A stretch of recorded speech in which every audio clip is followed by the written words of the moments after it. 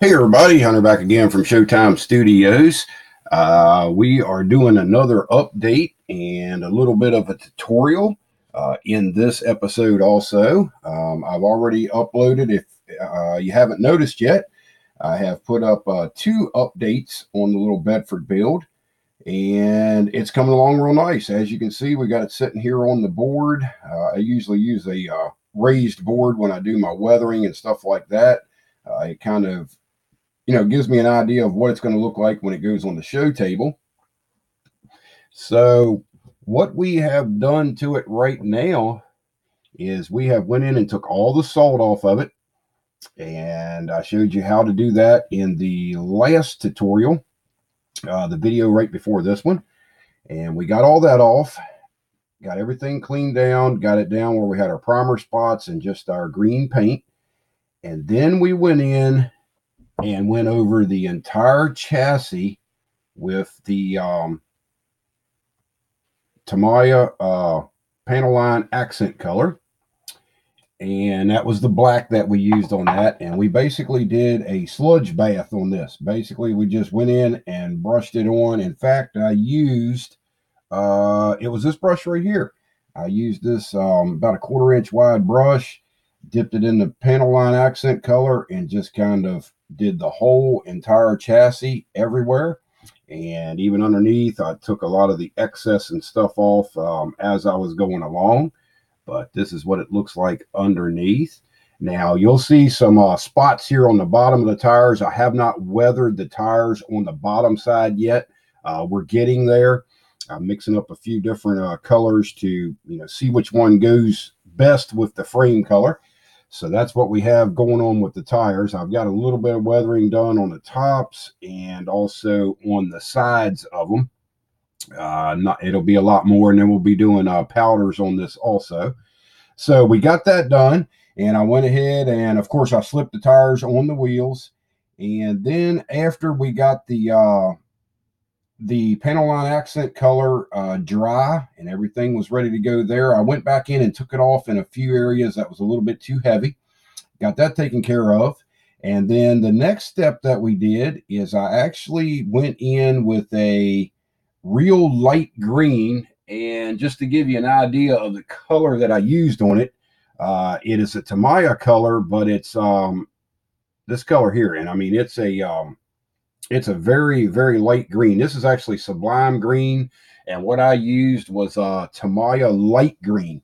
And I put a little bit of that in the airbrush and cut it with about 75% lacquer thinner. And just a little bit. I only put like maybe 4 or 5 drops in the airbrush. And then it was, I don't know, about 15 drops of lacquer thinner. And I went in with the airbrush just in random places, freehand, and kind of lightened up the tone of the green a little bit across the top of the fuel tank, on the tops of the frame rails there a little bit, on the springs, just various places. I went back in with that light green. I didn't put it on real heavy. I just wanted to do it as an accent just to change up the color and kind of make it weathered and give it a little bit more interest.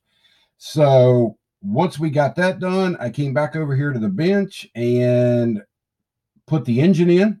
I've got the engine setting in. Now, it's not finished yet. We still have to do some more detail on it. I'm actually going to run the throttle rod and things like that, but I needed the engine mounted firmly to be able to do that.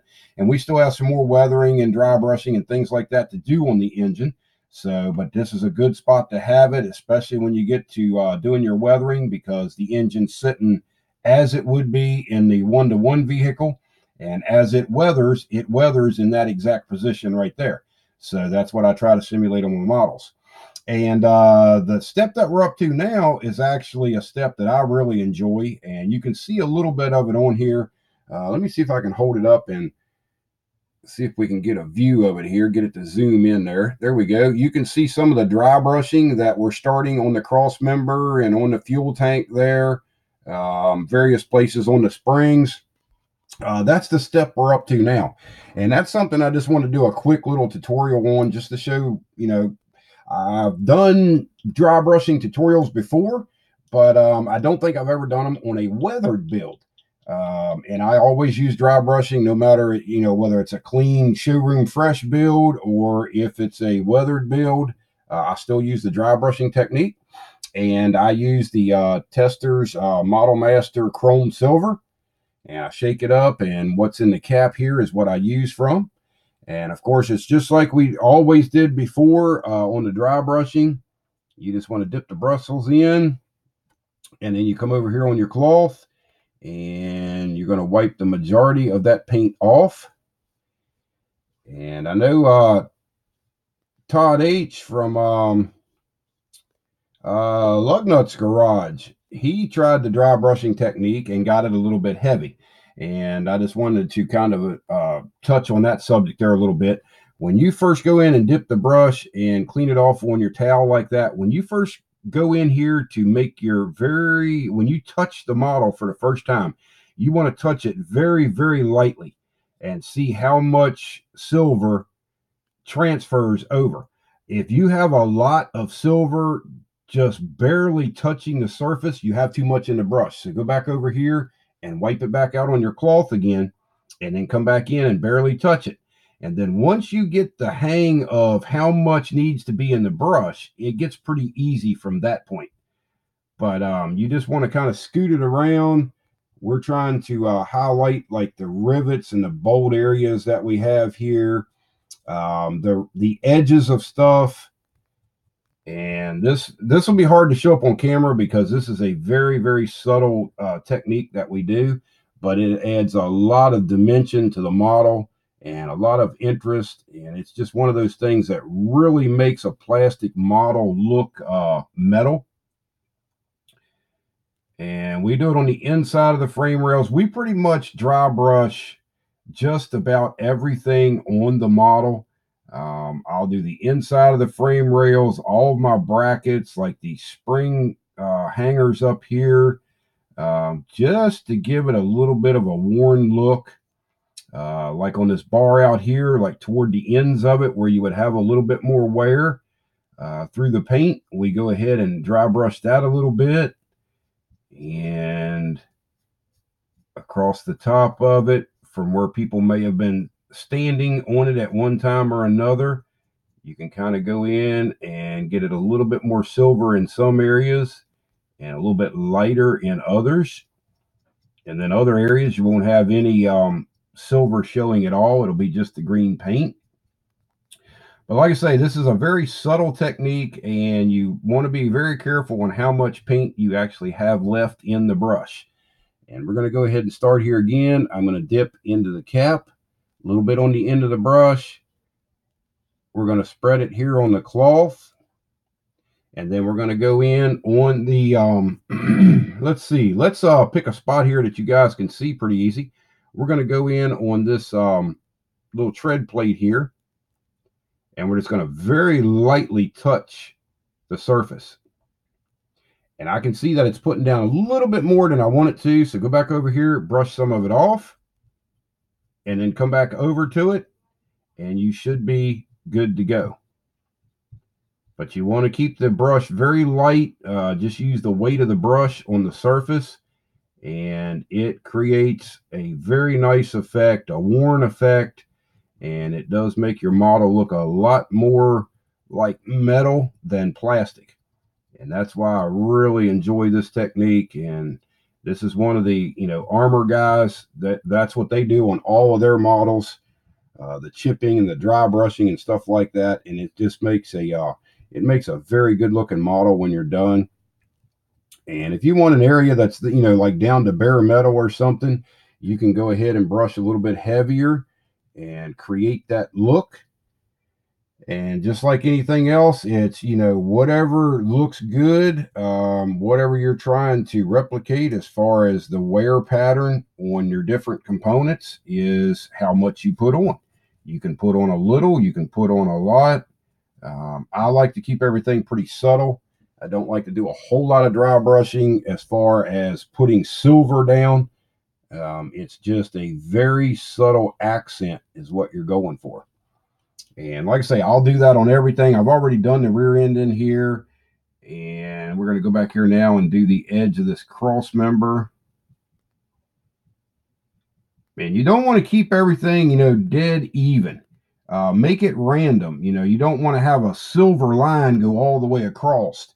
You want to basically have a little bit of light, dark. That's where it's going to look the best and look more realistic. So dry brushing is one of those things that takes a little while to learn, but once you get the hang of it, I think you'll enjoy the look of it. You'll enjoy the technique, and it works very good for popping out the detail on bolts and things like that. That's connected to your chassis or even your wheels. And what we'll do is I've got to go over a bunch of stuff on here, and I'm not going to sit here and bore you guys with me sliding a brush around on the surface. Just to give you an idea of what all is involved in dry brushing is what I'm trying to do in this video. But we're going to go ahead and get our brush loaded up here again, and I'll show you another trick that you can use it on, and that's on your wheels.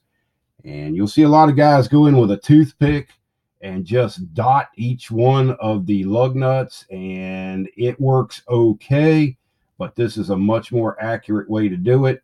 You can very lightly go in with this brush and just drag that brush across the surface, and it will create a nice even silver tone to the lugs, or in this case actually the studs. And then you can go down and get all your raised areas. Now, like this lip that's out here on the wheel, a lot of times they will get wore from running through high grass or brushing up against something.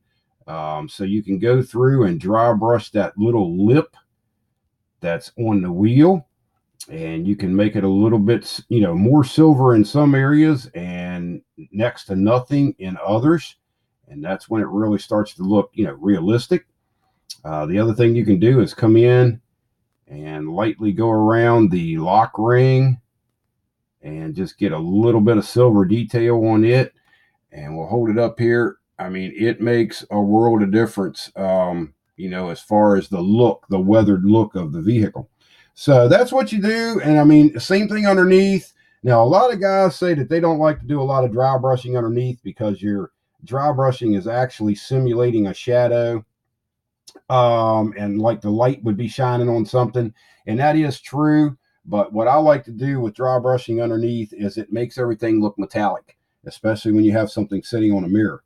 So, that's a quick rundown of how I do the dry brushing and gives you a couple pointers there to look for.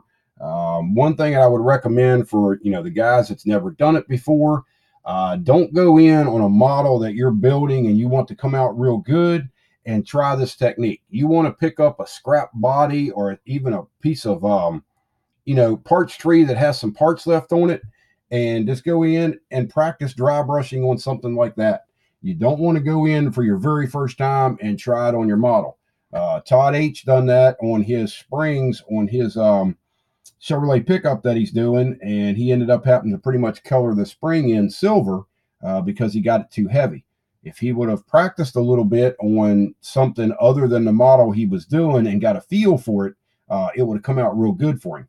But he corrected everything for the most part and got it looking pretty decent. So, but that's all we've got for this one. Just like I say, just a quick little tutorial on dry brushing and show you how the chassis is coming out. We're looking real good with it.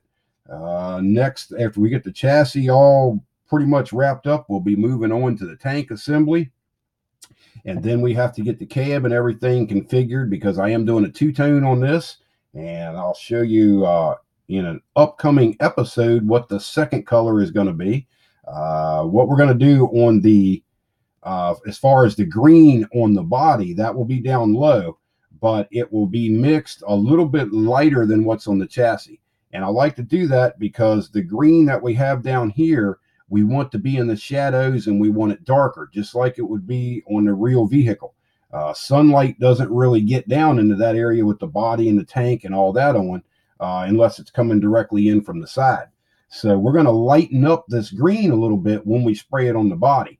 And that's kind of a color modulation trick that I use. Another thing from the Armor modelers.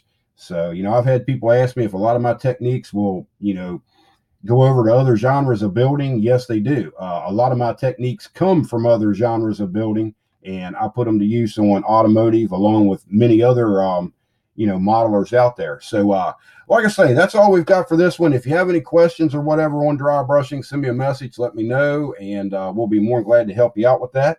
So until the next video, I want to thank everybody again for sticking around and supporting Showtime Studios and all the nice comments and the interest in the channel. And we'll talk to you later. Bye-bye.